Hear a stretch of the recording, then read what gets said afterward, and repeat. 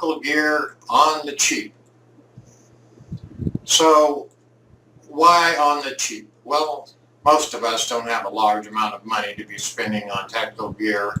If you're not in the military or law enforcement, you don't really have a need for this stuff. Maybe you just want it for your home protection. Maybe you're a prepper. Maybe you just like playing Airsoft or some other military mil-sim games. And you want some gear. Well, gear is cool. You know, if you were in the military or law enforcement, you learn to love your gear. So for today's episode, I'm going to start with head protection. Helmets. But basically, I don't want to talk about boonie caps and soft caps and all that kind of stuff because that's not really protection. First, let's talk about bump versus ballistic helmets. A bump helmet is a helmet that's made generally out of some sort of plastic or carbon fiber stuff that's designed just like a bicycle helmet. It's to keep you from bumping your head. The other advantage of bump helmets is they can hold a lot of gear. And if you're doing video recordings or you need lights or NVGs or comms or things like that, having the gear is the right way to go. The reason I like PJ helmets rather than ACH type helmets is an ACH is like a Kevlar type helmet and it covers your ears. Well, if you do that, you can't really have effective hearing apparatus such as, ear muffs that amplify the sound or that you can swing up, swing down, things like that. There is a way to get around it. You can put, under the helmet gear, but I don't particularly care for that stuff myself. The reason I went with a bump helmet instead of a ballistic helmet is I don't really have a need for a ballistic helmet. I'm not actively engaged in combat or any kind of police type actions anymore. Also, a ballistic helmet is quite a bit heavier and a lot more expensive. I don't think you're going to find any ballistic helmet for under $600. If you're just out playing around, a bump helmet's fine.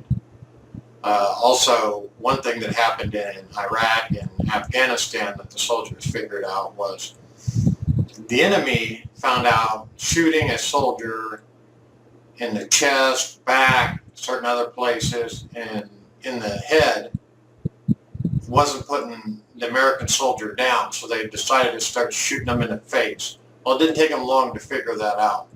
So a helmet's not going to do you any good if somebody shoots you in the face. So a bump helmet, if you just wanted to carry your gear and to protect you against small bumps and bruises, that's a very good thing to have. I personally like them better than a ballistic helmet, but then again, I'm not in a combat situation where people are trying to shoot me in the head. All right, first let's go over the helmet that I purchased. I got this off of eBay.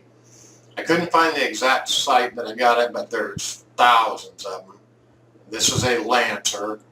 I think we got it for around $34 or something like that. I'll put a link to a Lancer that's extremely similar to this one. And you can choose from there, do a search, do a further search on Amazon, eBay.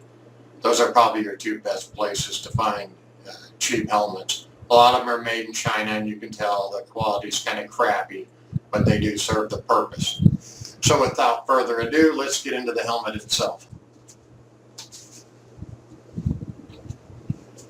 Okay, so you'll have to excuse my setup here. This is the only table I have that'll fit in this room.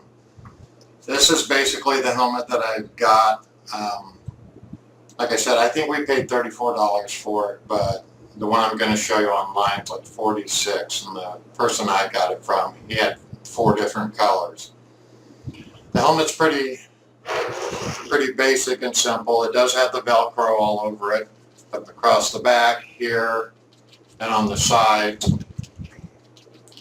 It has the arc rails, as you can see, built into it. They're on both sides.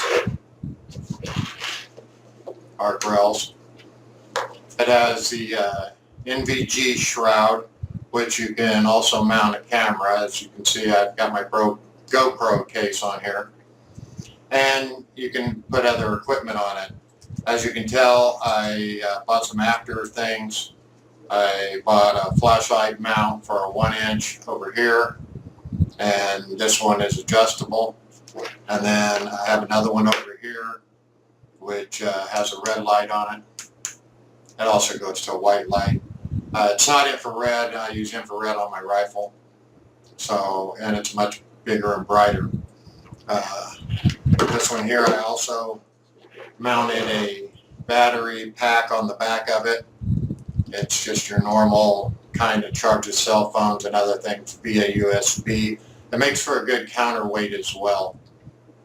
But this way I can charge my camera or my comms with the same battery pack, which is very handy. Okay, inside the helmet itself, you'll notice this helmet here has the adjustment strap on the back.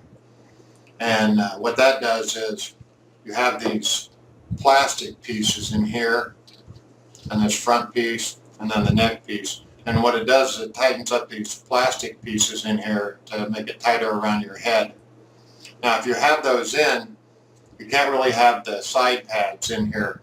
And this is what the side pads look like for above your ears.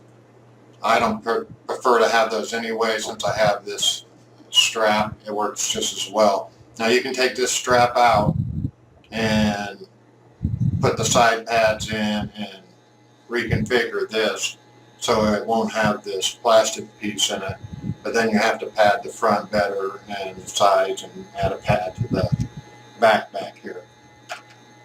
The helmet, like I said, it's pretty basic, it's cheap, it's ABS plastic, but it does serve the purpose that I want, and that's to protect my head from bumps and bruises and to carry my gear.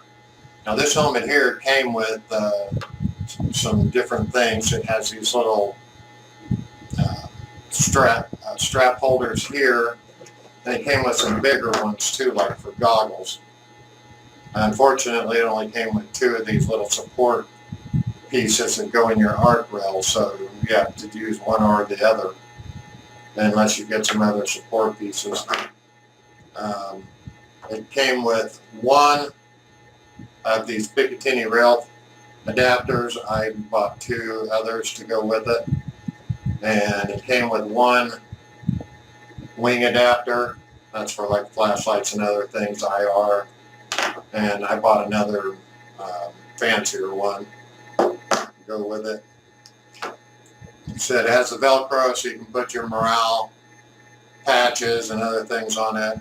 If you don't want to have a counterweight on the back, you can put a name tag or something back there. And these straps that came with it, these are very cheap. They're poorly made. This one's already starting to fall apart in a couple places. And I've only had it for a very short amount of time. One of these hooks here looks like it's already beat to death, but I think it was like that when I got it, either that or my dog chewed it, who knows. Does have the chin strap. It'd be better if later you can find better straps and replace these. One of these was so much longer than the other that I had to cut and re-sew it because it just looked stupid. They weren't symmetrical. But like I said, it's a fairly cheap helmet. It does the job. It does what I need it to do. I got it in this color because I live down in Florida, and most of my other tactical gear is pretty much this color too. And not too much else to say about this. It's a good helmet. It fits me. When you buy a helmet, make sure you check the size on it though, because if you have a fairly large head, this is 7 5/8. My head is actually a little bigger than that. I'm almost an 8. And but it does work okay with that plastic strap in it. So make sure it's going to fit your head. And like I said, shop around. There's thousands of sites with them. And that's about it for the helmet itself. Now, if you have any comments, suggestions, you can place it down below. Like I said, I'm going to put a link down below for a similar type helmet that's a little more expensive than what I paid, but like I said, just so you can see the features that are in it and what you're looking for. At a later time, I'll discuss some of the other gear I got. If you have any ideas on some gear that I should or should not have, I don't know. I don't have a lot of money, so I'm trying to go the cheapest route possible. For you folks out there, go cheap or go long. Anyway, happy hunting, stay cool, have fun.